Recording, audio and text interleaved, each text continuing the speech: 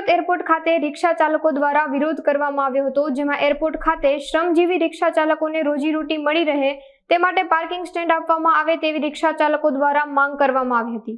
સાઈ રિક્ષા airport union દ્વારા airport authority પાસે માંગ કરાઈ હતી, તેમજ માંગણીનો ઝડપથી અને યોગ્ય નિકાલ આવે તેવી વિનંતી કરાઈ હતી। મારું નામ મેહુલ ભરતભાઈ ચીનીવાલા છે। હું સુરત એરપોર્ટ પર સેક્રેટરી છું ઓટો રિક્ષાના। અમે અહીંયાથી વર્ષોથી ધંધો કરીએ છીએ। આજે વર્ષો થઈ ગયા, આજે અમને એરપોર્ટમાંથી બધાને બહાર કાઢી નાખ્યો છે। સાહેબ, એમાં અમારે એવું કહેવું છે કે અમારી ભૂલ શું છે? અમને કાયરા કેમ છે બહાર? અમને કે અમારી ભૂલ બતાવો। અમે કોઈને કે પર્સ નથી ચોરી કર્યા, નથી કોઈના બેગ ચોરી કર્યા, નથી કોઈને ગાળાંગોળ કરી, કઈ કસ્ટમરને કઈ બોલ્યા નથી। અમને કસ્ટમરને સેવા કરીએ છીએ કે ભાઈ કસ્ટમર આવે છે, દિલ્હીથી આવે, બેંગ્લોરથી આવે, હૈદરાબાદથી, ક્યાંથી બી આવે।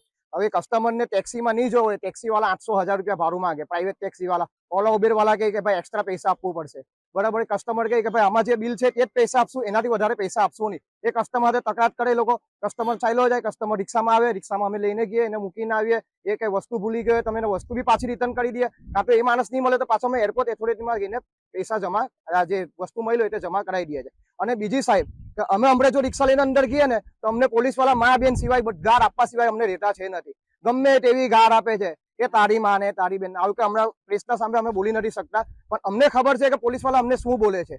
અમે તો પોલીસના બી વિરુદ્ધ નથી એરપોર્ટના બી વિરુદ્ધ, અમે તો ખાલી એટલું જ કહીએ છીએ, અમે આમ આદમી છીએ।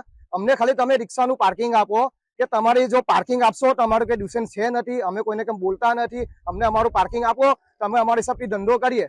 અમે સવારથી લઈને 6 વાગ્યાથી લઈને રાતના 3 વાગ્યા સુધી એરપોર્ટ પર હોઈએ છીએ। અમારા કસ્ટમર લોકો બી અમને કહે છે કે મેહુલભાઈ તમારી રિક્ષા કેમ નથી આવતી, કે નિલેશભાઈ તમારી રિક્ષા કેમ નથી આવતી, નિક્કીભાઈ તમારી રિક્ષા કેમ નથી આવતી। હવે કસ્ટમર લોકોને અમે શું કહીએ કે ભાઈ અમને રિક્ષા બહાર કાઢી નાખી છે। હવે અમે આટલા બધા પૈસાવાળા તો છે નથી કે રિક્ષા વેચીને નવી ગાડી લઈ આવીએ। અમને એમ કહે કે તમે ગાડી લઈ લો। હવે ગાડી લેવા માટે બી સાહેબ 10-15 લાખ રૂપિયા હોવું જોઈએ, ત્યારે અમે જઈને ગાડી લઈએ। હવે રિક્ષા અમને કેવી રીતના, રિક્ષાને અમે કાગળથી લઈને બધું જ અમારું ઓકે હોય। અમે આઉટ સિટી બી, આ તો કઈ નહીં, લોકડાઉન હતું, પૂરું લોકડાઉન, ત્યારે બી બહાર વાપી, દમણ, સેલવાસ અમે રિક્ષામાં પેસેન્જરને મૂકવા ગયા છે। કર્ફ્યુ લાગેલું, અમે તે નહીં જોતા, કોરોના થાય તે નહીં જોયું, અમે બધો ધંધો કરીને ચૂક્યા છે।